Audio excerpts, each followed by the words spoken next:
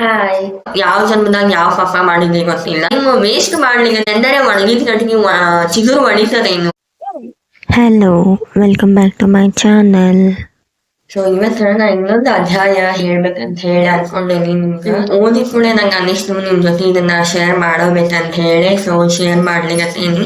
ಒಂದ್ ಊರೊಳಗ ನರಹರಿ ಅಂತ ಹೇಳಿ ಒಬ್ಬ ಬ್ರಾಹ್ಮಣ ಇರ್ತಾನ. ಅವನು ಯಜುರ್ವೇದವನ್ನ ಅಭ್ಯಾಸ ಮಾಡಿರ್ತಾನ. ಸೊ ವೇದ ಒಳಗ ಪಾರಂಗತ ಆಗಿರ್ತಾನ. ಅವಾಗ ಕುಷ್ಠರೋಗ ಬಂದಿರ್ತದ. ಸೊ ಅವ ಏನ್ ಮಾಡ್ತಾನ, ನರಸಿಂಹ ಸರಸ್ವತಿ ಗುರುಗಳ ಕಡೆ ಬರ್ತಾನ. ಈ ನರಸಿಂಹ ಸರಸ್ವತಿ ಗುರುಗಳು ಅಂದ್ರ ದತ್ತಾತ್ರೇಯನ ಅವತಾರನೇ. ಸೊ ಅವ್ರ ಕಡೆ ಬಂದು ನಮಸ್ಕಾರ ಮಾಡಿ ಹೇಳ್ತಾನ, ನನಗ ಯಾವ ಜನ್ಮದಾಗ ಯಾವ ಪಾಪ ಮಾಡಿದ್ವಿ ಗೊತ್ತಿಲ್ಲ, ಆದ್ರೆ ಈಗ ಕುಷ್ಠರೋಗ ಬಂದದ. ಮತ್ ಯಾರು ನನ್ ಸನೇನು ಬರೋದಿಲ್ಲ, ನನ್ ಮುಖಾನು ನೋಡಂಗಿಲ್ಲ, ನನ್ ಮಾತು ಆಡ್ಸಂಗಿಲ್ಲ. ಹಿಂಗಾಗಿ ನನಗ್ ಜೀವನದಾಗ ಬಹಳ ಬ್ಯಾಸರು ಬಂದದ ಗುರುಗಳ. ಸೊ ಜೀವನಾನ ಸಾಕಾಗ್ಯದ. ಸೊ ಇದಕ್ಕೆ ನಿಮ್ ಕಡೆನ ಪರಿಹಾರ ಸಿಗ್ತದ ಅಂತ ತಿಳ್ಕೊಂಡು ನಾ ಬಂದೇನಿ ಅಂತ ಹೇಳಿ ಕೈ ಮುಗಿದು ಹೇಳ್ತಾನ. ಆಮೇಲೆ ನಾ ಬೇಕಾದಷ್ಟು ತೀರ್ಥಯಾತ್ರೆಗಳನ್ನ ಮಾಡಿದೆ, ತೀರ್ಥ ಕ್ಷೇತ್ರ ಒಳಗೆ ಸ್ನಾನ ಮಾಡಿದೆ, ಆದ್ರೂನು ಈ ಕುಷ್ಠರೋಗ ವಾಸಿ ಆಗಿಲ್ಲ. ನನಗ ಜೀವನಾನ ಸಾಕ ಅನಿಸ್ಬಿಟ್ಟದ. ಸೊ ಏನ್ ಮಾಡ್ಲಿ ಅಂತ ಹೇಳಿ ನೀವ ಹೇಳ್ರಿ ಅಂತ ಹೇಳಿ ಗುರುಗಳ ಕಡೆ ಬಂದಿರ್ತಾರ. ಪರಿಹಾರ ನೀ ಕೇಳ್ಕೊಳಿಗತಿ ಅಂತ ಹೇಳಿ ನಾ ಹೇಳಿಗತೀನಿ. ನೀವ್ ಏನ್ ಮಾಡ್ಬೇಕಂದ್ರ, ಅದಕ್ಕೆ ಅವ್ರು ಏನ್ ಮಾಡ್ತಾರ ಗುರುಗಳು, ಅವ್ರ ಸಮೀಪನ ಒಂದು ಔದುಂಬರದು ಮರದು ಒಣಗಿದ ಕಟ್ಗಿ ಬಿದ್ದಿರ್ತದ. ಸೊ ಅವ್ರು ಅದನ್ನ ತಕೊಂಡು ನರಹರಿ ಕೈ ಕೊಡ್ತಾರ. ಕೊಟ್ಟು ಏನ್ ಹೇಳ್ತಾರ ಅಂದ್ರ, ಇದನ್ನ ಒಂದ್ ಕಡೆ ನೆಟ್ಟು ದಿನಾಲು ಸಂಗಮದಾಗಿ ಸ್ನಾನ ಮಾಡಿ ಬಂದು 3 ಹೊತ್ತನು ಇದಕ್ಕ ನೀರ್ ಒಣಗಿದ ಕಟ್ಟಿಗೆ ಯಾವತ್ತು ಚಿಗುರು ಹೊಡಿತದಲ್ಲ ಅವತ್ತು ನಿಂದ ರೋಗ ವಾಸಿ ಆಗ್ತದ ಅಂತ ಹೇಳಿ ಅವ್ರು ಹೇಳ್ತಾರ ನರಹರಿಗೆ. ಸೊ ಅವ ಗುರುಗಳ ಮಾತನಾಗ ಅಗದಿ ವಿಶ್ವಾಸ ಇಟ್ಟು, ಆಯ್ತು ಹಂಗಿದ್ರ ನಂದು ಕುಷ್ಠರೋಗ ವಾಸಿ ಆಗ್ತದ ಅಂತ ಹೇಳಿ ಅಗದಿ ಖುಷಿಲೇ ಆ ಒಣಗಿದ ಕಟ್ಟಿಗೆ ತಗೊಂಡ್ ಹೋಗಿ ಒಂದ್ ಕಡೆ ನೆಟ್ಟು ದಿನಾಲು ಸಂಗಮದಾಗ ಸ್ನಾನ ಮಾಡಿ ಬಂದು ಅದಕ್ಕೆ 3 ಹೊತ್ತನು ನೀರ್ ಹಾಕ್ತಿದ್ದ. ಸೊ ಇದು ಸ್ವಲ್ಪ ದಿನ ಹಂಗ ನಡೀತು. ಇದನ್ನ ಮಠದಾಗ ಇರ್ತಾರಲ್ಲ ಶಿಷ್ಯಂದ್ರು ನೋಡಿ ಅಂತಾರೆ ನರಹರಿಗೆ, ನಿಂದು ಪಾಪ ಕಳಿಯುವುದಿಲ್ಲ, ಕುಷ್ಠರೋಗ ನಿಂದು ವಾಸಿ ಆಗುವುದಿಲ್ಲ ಅಂತ ಹೇಳಿ ಗುರುಗಳಿಗೆ ಮೊದಲೇ ಗೊತ್ತದ. ಅದಕ್ಕ ನಿನಗೆ ಒಣಗಿದ ಕಟ್ಟಿಗೆ ಕೊಟ್ಟಾರ, ಅದಕ್ಕೆ ನೀರ್ ಹಾಕಂತ ಹೇಳ್ಯಾರ. ಎಂದರೆ ಒಣಗಿದ ಕಟ್ಟಿಗೆ ಚಿಗುರು ಒಡಿತದೇನು, ಟೈಮ್ ವೇಸ್ಟ್ ಮಾಡ್ಲಿಕ್ಕೆ ಇದಕ್ಕೆ ನೀರ್ ಹಾಕಿ ಅಂತ ಹೇಳಿ ಅಂತಾರ. ನರಹರಿ ಅಂತಾನ, ಇಲ್ಲ ಸಾಧ್ಯನ ಇಲ್ಲ, ಗುರುಗಳ ಮಾತು ಎಂದೂ ಸುಳ್ಳು ಆಗುದಿಲ್ಲ, ನನಗೆ ವಿಶ್ವಾಸದ ಈ ಕಟ್ಟಿಗೆ ಒಂದಿನ ಚಿಗುರು ಹೊಡಿತದ, ಸಾಯುತನ ಆದ್ರೂ ಪರವಾಗಿಲ್ಲ, ನಾ ದಿನ ಇದಕ್ಕೆ ನೀರ್ ಹಾಕ್ತೇನೆ, ಗುರುಗಳ ಮಾತು ಸತ್ಯ ಆಗೇ ಆಗ್ತದ, ಇನ್ನು ಒಂದಿನ ಚಿಗುರು ಹೊಡಿತದ ಅಂತ ಹೇಳಿ ಅವ ಶಿಷ್ಯಂದ್ರಿಗೆ ಹೇಳ್ತಾನ. ಆಯ್ತು ಬಿಡು, ಇವ ಏನ್ ಹೇಳಿದ ಮಾತು ಕೇಳುದಿಲ್ಲ ಅಂತ ತಿಳ್ಕೊಂಡು ಶಿಷ್ಯಂದ್ರು ಗುರುಗಳ ಕಡೆ ಹೋಗ್ತಾರ. ಗುರುಗಳ ಕಡೆ ಹೋಗಿ ಒಂದ್ ಕಾಳಜಿ ಇದರಿಂದ ಹೇಳ್ತಾರ, ಅಲ್ರಿ ಗುರುಗಳ ನೀವು ಅವನ ರೋಗ ವಾಸಿ ಆಗ್ತದ ಅಂತ ಹೇಳಿ ಅವ್ನಿಗೆ ಒಣಗಿದ ಕಟ್ಟಿಗೆ ಕೊಟ್ಟು ನೀರ್ ಹಾಕಂತ ಹೇಳಿರಿ, ಒಣಗಿದ ಕಟ್ಟಿಗೆ ಹೆಂಗ ಚಿಗುರು ಹೊಡಿತದ, ಯಾಕೆ ಸುಮ್ಮ ಅವನಿಗೆ ಹಿಂಗ ಹೇಳಿರಿ ನೀವು ಪರಿಹಾರ ಅಂತ ಹೇಳಿ ಗುರುಗಳಿಗೆ ಕೇಳ್ತಾರ. ಅವಾಗ ಗುರುಗಳು ಅಂತಾರ, ನಿಮಗ ಇದರ ರಿಲೇಟೆಡ್ ಅನ್ನ ಒಂದ್ ಕತಿ ಹೇಳ್ತೇನಿ, ಅವಾಗ ನಿಮಗ ಗೊತ್ತಾಗ್ತದ ನಾ ಹೇಳಿದ್ದು ಏನ್ ತಾತ್ಪರ್ಯ ಅದ ನಾ ಹೇಳಿದ್ದು ಅಂತ ಹೇಳಿ ನಿಮಗ ಗೊತ್ತಾಗ್ತದ ಅಂತ ಹೇಳಿ ಇನ್ನೊಂದು ಕತಿ ಹೇಳಿಕ್ಕೆ ಶುರು ಮಾಡ್ತಾರ ಗುರುಗಳು ಶಿಷ್ಯಂದ್ರಿಗೆ. ಈಗ ಒಂದ್ ಊರ್ ಒಳಗ ಒಬ್ಬ ಮನುಷ್ಯ ಇದ್ದಂತ. ದಿನ ಕಾಡಿಗೆ ಹೋಗಿ ಕಟ್ಗಿ ತಗೊಂಡ್ ಹೋಗಿ ಅದನ್ನ ಜೀವನ ನಡೆಸ್ತಿದ್ರಂತ. ಹಂಗ ಉಳಿದಿದ್ ಕಟ್ಗಿಲೆ ಅವ್ರಿಗೆ ಏನ್ ಬೇಕು ಅದನ್ನ ಮಾಡ್ಕೊಂಡು ತಿಂದುಂಡು ಇರ್ತಿದ್ರಂತ. ಬಾಳ ತೀರಾ ಬಡವ್ರು ಇದ್ರಂತ. ಸೊ ಅವ ಹಿಂಗ ಒಂದಿನ ಕಾಡಿಗೆ ಬಂದಿದ್ದಾಗ ಅಲ್ಲಿ ಸಿಂಹಕೇತು ಅಂತ ಹೇಳಿ ಒಬ್ಬ ರಾಜನ ಮಗ ಧನಂಜಯ ಅಂತ ಹೇಳಿ ಇದ್ದಂತ. ಅವ ಭೇಟಿ ಆಡ್ಲಿಕ್ಕೆ ಕಾಡಿಗೆ ಬಂದಿರ್ತಾನ. ಸೊ ನೋಡಿದ ಕೂಡ ಆ ಮನುಷ್ಯಂಗ ಅನಿಸ್ತದ, ಇವನ್ ವೇಷಭೂಷಣ ನೋಡಿದ್ರ ಇವ ಸ್ವಲ್ಪ ಎಲ್ಲಾ ತಿಳ್ಕೊಂಡಾವಿದ್ದಾನ. ಸೊ ಇವನಿಗೆ ಒಂದ್ ಏನಾರಿ ಪರಿಹಾರ ಕೇಳೋಣ, ನನ್ ಜೀವನ ಉದ್ಧಾರ ಮಾಡ್ಕೊಳಿಕ್ಕೆ ಏನಾರಿ ಗೊತ್ತಿರ್ತದೇನು ಕೇಳೋಣ ಅಂತ ಹೇಳಿ ಹಿಂಗ ಸಹಜ ಹೋಗಿ ಕೇಳ್ತಾನ ಧನಂಜಯಗ. ನೋಡ್ಪ ನಾರೇ ಹಿಂಗ ಬಡವಿದ್ದೇನಿ, ನನ್ ಜೀವನ ಸ್ವಲ್ಪ ಉದ್ಧಾರ ಆಗ್ಬೇಕಂತ ಹೇಳಿ ನಾ ದಿನ ದೇವ್ರಿಗೆ ಕೇಳ್ಕೊಳಿಕತ್ತೇನಿ, ಆದ್ರೂ ಜೀವನ ಒಳಗೆ ಏನೂ ಬದಲಾವಣೆ ಇಲ್ಲ, ಹಿಂಗ ಅದ ಜೀವನ. ಸೊ ನಿಮಗ ಏನಾರಿ ಗೊತ್ತಿತ್ತಂದ್ರ, ಏನಾರಿ ಉಪಾಯ ಅದು ಪರಿಹಾರ ಅದು ಗೊತ್ತಿತ್ತಂದ್ರ ದಯವಿಟ್ಟು ನನಗೆ ಹೇಳ್ರಿ, ನಾನು ಅದನ್ನ ಮಾಡ್ತೇನಿ ಅಂತ ಹೇಳಿ ಅವ ಅಂತಾನ.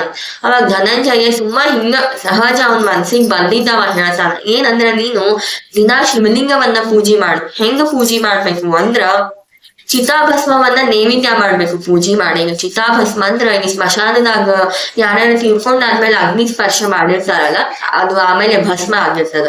ಸೊ ಅದನ್ನ ನೀನು ಶಿವಲಿಂಗ ನೈವೇದ್ಯ ತೋರಿಸ್ಬೇಕು ಅಂತ ಹೇಳ್ತಾನ. ಯಾಕಂದ್ರ ಶಿವ ಸ್ಮಶಾನವಾಸಿ, ಅವನಿಗೆ ಚಿತಾಭಸ್ಮ ಅಂದ್ರ ಅತ್ಯಂತ ಪ್ರಿಯ ಅಂತ ಹೇಳ್ತಾರ. ಹಿಂಗಾಗಿ ನೀನು ದಿನ ಚಿತಾಭಸ್ಮವನ್ನೇ ತಂದು ಶಿವಲಿಂಗಕ್ಕೆ ನೈವೇದ್ಯ ತೋರಿಸು.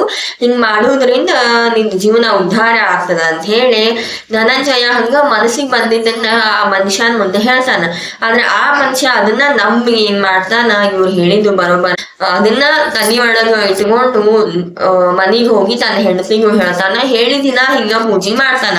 ದಿನಾಲು ಶಿವಲಿಂಗ ಪೂಜೆ ಮಾಡಿ ಹೂವದು ಏರಿಸಿ ಚಿತಾಭಸ್ಮವನ್ನ ಹುಡುಕ್ಯಾಡಿಕೊಂಡು ತಗೊಂಡ್ ಬಂದು ಚಿತಾಭಸ್ಮವನ್ನ ನೈವೇದ್ಯ ತೋರಿಸ್ತಿದ್ದ. ಹಿಂಗ ಎಷ್ಟೋ ದಿನ ಕಳಿತು ಹಿಂಗ ಪೂಜೆ ಮಾಡ್ಕೋತ ಹೊಂಟಿದ್ದ. ಆದ್ರೂ ಒಂದ್ ದಿನ ಅವನಿಗೆ ಎಷ್ಟು ಹುಡುಕಿದ್ರು ಎಲ್ಲೂ ಚಿತಾಭಸ್ಮನ ಸಿಗಲಿಲ್ಲ. ಅವ ಮನಿಗ್ ಬಂದು ಹೆಂಡತಿಗೆ ಹೇಳ್ತಾನ, ಏನ್ ಮಾಡುನು ಇವತ್ತ ಚಿತಾಭಸ್ಮನ ಸಿಕ್ಕಿಲ್ಲ, ನಾ ಪೂಜೆ ಹೆಂಗ್ ಮಾಡ್ಲಿ, ಪೂಜೆ ನಿಂತ ಹೋಗ್ತದ, ಹಿಂಗ ಪೂಜಾ ಅರ್ಧಾಕ ನಿಂದಿರ್ತದ, ಮತ್ ನಮ್ ಜೀವನ ಮತ್ತೆ ಹಿಂಗ ಉಳಿತದ, ಏನ್ ಮಾಡುನು ಅಂತ ಹೇಳಿ ಬಹಳ ಬ್ಯಾಸರ ಮಾಡ್ಕೊಂಡು ಹೆಂಡತಿ ಮುಂದೆ ಹೇಳ್ತಾನ. ಅವಾಗ ಹೆಂಡತಿ ಅಂತಾಳ, ಏನು ವಿಚಾರ ಮಾಡ್ಬೇಡ, ಪೂಜಾಕ್ ಯಾವ ಭಂಗನು ಬರುದಿಲ್ಲ, ನನಗನ ನಾ ಬೆಂಕಿ ಹಚ್ಕೋತೇನಿ, ನನ್ನ ಚಿತಾಭಸ್ಮವನ್ನ ನೀವು ಶಿವಲಿಂಗಕ್ಕ ನೈವೇದ್ಯ ತೋರಿಸ್ರಿ ಅಂತ ಹೇಳ್ತಾಳ. ಸೊ ಅವ ವಿಚಾರ ಮಾಡ್ತಾನ, ಸರಿ ಆಯ್ತು ಏನ್ ಮಾಡೋದಿನ್ನ ಹಂಗ ಮಾಡೋನು, ಪೂಜಾ ತಪ್ಪಿಸ್ಬಾರ್ದು. ಆಮೇಲೆ ಅವ್ನು ಇಷ್ಟು ದಿನ ಮಾಡ್ಕೋತ ಬಂದಿರ್ತದಲ್ಲ ಪೂಜಾ, ಹಿಂಗಾಗಿ ಅವ್ನ್ ತಪ್ಪಿಸ್ಲಿಕ್ಕೂ ಮನಸ್ಸಿಲ್ಲ ಪೂಜಿ. ಸೊ ಏನ್ ಮಾಡುದಂತ ಹೇಳಿ ಬಹಳ ದುಃಖ ಆಗ್ತದ ಅವನಿಗೆ. ಹೆಂಡತಿನ ಕಳ್ಕೋಬೇಕಾಗ್ತದ ಅಂತ ಹೇಳಿ ದುಃಖ ಆಗ್ತದ. ಈ ಕಡೆ ಪೂಜೆನೂ ಬಿಡ್ಬೇಕನ್ನೋ ಮನಸ್ಸ ಅವನಿಗಿಲ್ಲ.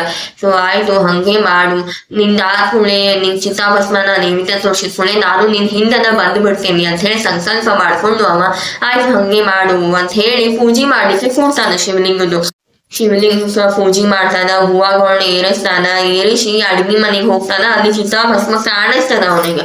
ಸೊ ಅದೇ ಚಿತಾಭಸ್ಮವನ್ನ ತಂದು ಶಿವಲಿಂಗಕ್ಕ ಏನು ನೈವೇದ್ಯ ತೋರಿಸಿ ಮಂಗಳಾರತಿ ಮಾಡ್ಲಿಕ್ಕೆ ಹೆಂಡತಿನೇ ಕರಿತಾನವ. ಆಸ್ ಯೂಶುವಲ್ ದಿನ ಆ ಪೂಜೆ ಒಳಗ ಅಷ್ಟು ಮಗ್ನ ಆಗಿರ್ತಾನ. ಮಗ್ನ ಆಗಿ ನೈವೇದ್ಯ ತೋರ್ಸಿದ್ಮೇಲೆ ಅವ್ನ ಕಲ್ಪನಾನು ಇರುವುದಿಲ್ಲ, ಅದು ನನ್ನ ಹೆಂಡತಿನೇ ಚಿತಾಭಸ್ಮವನ್ನ ನಾನು ತಂದು ಶಿವಲಿಂಗಕ್ಕೆ ನೈವೇದ್ಯ ತೋರ್ಸೇನಿ ಅನ್ನೋದು ಅವ್ನ ತಲೆ ಒಳಗ್ ಬರುದಿಲ್ಲ.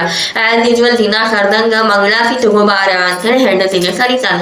ಆ ಹೆಂಡತಿ ಎದ್ದು ಬಂದು ಮಂಗಳಾರತಿನ ತಗೊಂಡ್ ಆದ್ಮೇಲೆ ಅವನಿಗೆ ಲಕ್ಷ್ಯಕ್ಕೆ ಬರ್ತದ, ಅಲ್ಲ ಅಂದಂಗ ನೀ ಹಿಂಗ ಅಂದಿದ್ದಲ್ಲ, ನಾನೇ ಬೆಂಕಿ ಹಚ್ಕೋತೀನಿ, ನಾನ್ ಚಿತಾಭಸ್ಮನ ಶಿವಲಿಂಗಕ್ಕ ನೀವು ನೈವೇದ್ಯ ತೋರ್ಸ್ರಿ ಅಂತ ಹೇಳಿ ಅಂದಿದ್ದಿ, ನೀ ಹೆಂಗ್ ಎದ್ದು ಬಂದೀನಿ ಅಂತ ಹೇಳಿ ಅವ ಕೇಳ್ತಾನ ಹೆಂಡತಿಗೆ. ಅವಾಗ ಹೆಂಡತಿನು, ಇಲ್ರಿ ನಾ ಹಂಗೆಲ್ಲ ಏನು ಅಂದಿಲ್ಲ, ನಾನ್ ನಿದ್ದೆ ಮಾಡ್ಲಿಕತ್ತಿದ್ದೆ, ನೀವು ಕರೆದ್ ಕೂಡಲೇ ನಾ ಎದ್ದು ಬಂದು ಮಂಗಳಾರತಿ ತಗೊಳ್ಳಿಕತ್ತೀನಿ ಅಂತ ಹೇಳ್ತಾಳ. ಅವಾಗ ಅವನಿಗೆ ಫ್ಲಾಶ್ ಆಗ್ತದ, ಇಲ್ಲ ಇದು ನನ್ನ ಹೆಂಡತಿ ಮಾತಾಡಿದಲ್ಲ, ಆಗಳೆ ಶಿವನ ಆಕಿನ ರೂಪ ಒಳಗ್ ಬಂದು ಹಿಂಗ ಮಾತಾಡ್ಸಾನ, ಅವನೇ ತನ್ನ ನೈವೇದ್ಯವನ್ನ ನನಗ ಏನಂತಾರ ಅದಕ್ಕ ನೈವೇದ್ಯಕ್ಕೆ ದಾರಿ ಮಾಡಿ ಕೊಟ್ಟಾನ ಶಿವನನ್ನ ಅಂತ ಹೇಳಿ ಗಂಡ ಹೆಂಡತಿಗೆ ಇಬ್ರು ಭಾವ ಪರವಶರಾಗ್ತಾರ, ಅಂದ್ರ ಎಮೋಷನಲ್ ಆಗ್ತಾರ. ಸೊ ಈ ಕಥೆಯನ್ನ ಗುರುಗಳು ಶಿಷ್ಯರಿಗೆ ಹೇಳ್ತಾರ. ಏನಂದ್ರ ಇಲ್ಲಿ ಮೇನ್ ಅಂದ್ರ ಭಾವನೆ. ಅದ ಸತ್ಯನಾರಾಯಣ ಪೂಜೆ ಮಾಡ್ಬೇಕಾದ್ರೂ ಆ ಕಥೆ ಒಳಗನು ಅದ ಭಾವೇನ ದೇವಮ್ಮ ಅಂತ ಹೇಳಿ, ದೇವರು ಭಾವನೆ ಪ್ರಿಯ, ಅವನಿಗೆ ನೀವು ಯಾವ ಭಾವದಿಂದ ಭಕ್ತಿಯಿಂದ ಪೂಜೆ ಮಾಡ್ತೀರಿ ಅದು ಮಾತ್ರ ಮುಖ್ಯ ಆಗ್ತದ ಅಂತ ಹೇಳಿ ಸತ್ಯನಾರಾಯಣ ಕಥೆ ಒಳಗನು ಕೊಡ್ತಾರೆ. ನೀವು ಅವನಲ್ಲಿ ವಿಶ್ವಾಸ ನಂಬಿಕೆ ಇಡುವಂತ ಭಾವ ಇರ್ಬೇಕು. ಹಿಂಗ ಕಥೆ ಹೇಳಿ ಮುಗಿಸಿ ಗುರುಗಳು ಸಂಗಮದ ಕಡೆ ಹೋಗ್ತಾರ. ಆ ಸಂಗಮದ ಕಡೆ ಹೋಗುವಾಗ ನರಹರಿ ಭಕ್ತಿಯಿಂದ ಸಂಗಮಕ್ಕೆ ಹೋಗಿ ಸ್ನಾನ ಮಾಡ್ಕೊಂಡ್ ಬಂದು 3 ಹೊತ್ತು ನೀರ್ ಹಾಕೋದನ್ನ ಅವ್ರು ನೋಡ್ತಾರ. ನೋಡಿ ಅವ್ರಿಗೆ ಬಹಳ ಖುಷಿ ಆಗ್ತದ.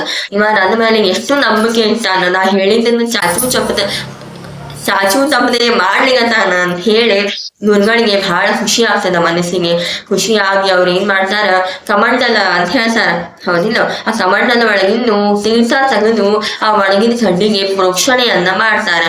ಪ್ರೋಕ್ಷಣೆ ಮಾಡಿದ ಕೂಡಲೇ ಅದು ಚಿಗುರು ಒಡೆದು ಗಿಡ ಆಗಿ ನಿಂದಿರ್ತದ. ಸೊ ಅದನ್ನ ನೋಡಿ ನರಹರಿಗೆ ಎಷ್ಟು ಖುಷಿ ಆಗ್ತದ ಅಂದ್ರ, ಅಂತೂ ನಾ ಮಾಡಿದ್ದು ಫಲಿಸಿತು ನನಗಂತ ಹೇಳಿ ಅವ ತನ್ನ ಮೈ ಕೈ ಎಲ್ಲಾ ನೋಡ್ಕೋತಾನ. ನೋಡ್ಕೊಂಡ್ ಕೂಡಲೇ ಅವನಿಗೆ ಕುಷ್ಠರೋಗದ ಯಾವುದೇ ಒಂದು ಸುಳಿವೂ ಇರಂಗಿಲ್ಲ. ಅಷ್ಟು ಅವನ ಮೈ ಏನಂತಾರ ಶುಭ್ರ ಆಗಿರ್ತದ. ಅಂತೂ ನನ್ನ ರೋಗ ಪರಿಹಾರ ಆತು ಅಂತ ಹೇಳಿ ಗುರುಗಳ ಕಡೆ ಓಡಿ ಹೋಗ್ತಾನವ. ಓಡಿ ಹೋಗಿ ನಮಸ್ಕಾರ ಮಾಡ್ತಾನ. ಗುರುಗಳು ಹೇಳ್ತಾರ, ನಂದೇನಿಲ್ಲಪ್ಪ, ನಾ ಹೇಳಿದ ಮಾತಿನ ಮೇಲೆ ನೀ ವಿಶ್ವಾಸ ಇರ್ತಿ, ಆ ವಿಶ್ವಾಸ ಕಂಡು ನನಗೆ ಬಹಳ ಸಂತೋಷ ಆಯ್ತು. ಇಷ್ಟು ದಿನ ಆದ್ರೂ ನೀ ಮಾಡ್ಕೋತ ಬಂದಿ, ನಾ ಹೇಳಿದ್ದೇನ ಎಂದೂ ಅನುಮಾನಿಸ್ಲಿಲ್ಲ ನೀನು. ಅಯ್ಯೋ ನಾ ಇಷ್ಟು ದಿನ ಆತು ನೀರ್ ಹಾಕ್ಲಿಗತ್ತು, ಇನ್ನ ಚಿಗುರು ಒಡಿಲಿಲ್ಲ, ಇನ್ನು ಚಿಗುರು ಒಡಿತದೋ ಇಲ್ಲೋ, ಗುರುಗಳು ಹಂಗ ಹೇಳಿದ್ರು ಏನು ಅಂತ ಹೇಳಿ ಅನುಮಾನ ಪಡ್ಲಿಲ್ಲ ನನ್ನ ಮಾತಿನ ಮೇಲೆ. ಹಿಂಗಾಗಿ ನನ್ನ ಮನಸ್ಸಿಗೆ ಬಹಳ ಸಂತೋಷ ಆಯ್ತು, ಹಿಂಗಾಗಿ ನಿನಗೆ ಫಲ ಸಿಕ್ಕದ ಅಂತ ಹೇಳಿ ಗುರುಗಳು ಹೇಳ್ತಾರೆ. ಅದಕ್ಕೆ ಆ ಶಿಷ್ಯಂದ್ರು ಅಲ್ಲೇ ನೋಡ್ಕೊಂತ ನಿಂತಿರ್ತಾರೆ ಇದನ್ನೆಲ್ಲ ಗುರುಗಳು ಶಿಷ್ಯಂದ್ರ ಕಾರಣ ಹೇಳ್ತಾರೆ. ಸೊ ಮುಖ್ಯವಾಗಿ ಗುರುಗಳಾಗಿರ್ಲಿ ದೇವರಾಗಿರ್ಲಿ ನಂಬಿಕೆ ಅನ್ನೋದು ಬಹಳ ಮುಖ್ಯ. ನೀವು ವಿಶ್ವಾಸ ಇಟ್ಟು ಮಾಡಬೇಕು.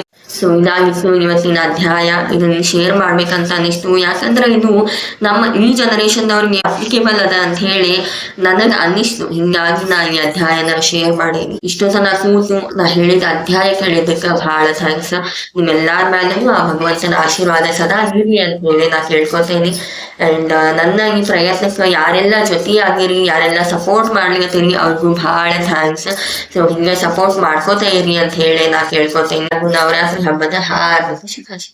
Thank you.